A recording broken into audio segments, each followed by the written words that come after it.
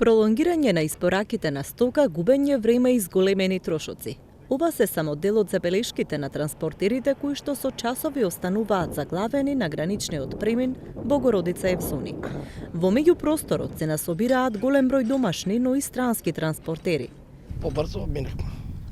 Значи ка работаа грците цело вечер. Многу побрзо. Сега од 6 сато до 6 сабајле. И колона голема се прави. Čekamo evo 2 sata, nigdje se ne pomače, ne miče nigdje, sad smo došli prije 2 sata i čeka, evo kolega kuva kavu, sad da ćemo proći danas ili ne. Ни прави одлука како не чекаме. Јас сега од вчера сум најавен, дури утре треба да влезам. Да. Се чека многу.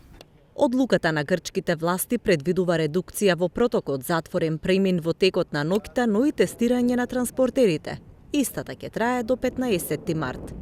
Меѓупросторот на македонско-грчката граница е препун со камиони, но во текот на вечерта, кога не работат грчките погранични служби, овде се создаваат километарски колони кои што стигнуваат дури до Гевгелија.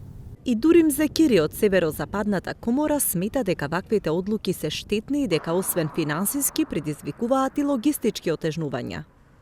Освен економските и финансиските компликации кои задолжителниот ПСР тест ги носи во себе, тоа им прави многу логистички проблеми на транспортните компании. Тоа треба да се има на предвид, бидејќи поради слабиот капацитет на тестирање, како што сме првично информирани дека во рамки на еден работен ден може да се вршат само 60 тестирања.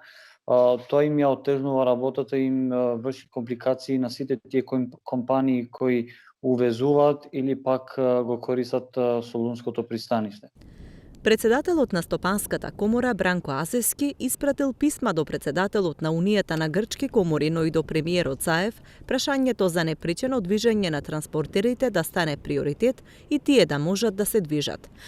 Азески вели дека за македонските компании Солунското пристаниште има првостепено значење како пристаниште кое е природен пат за пристигнување на стоката наменета за нашата земја и кое поради близината има пониски транспортни трошоци за превоз на стоките до Македонија во однос на другите пристаништа во соседните земји. Годишно преку Солунското пристаниште минуваат речиси 1 милион тони стока наменети за државата или од неа и транзитираат најмалку 25.000 контейнери изразени во ТУ единици.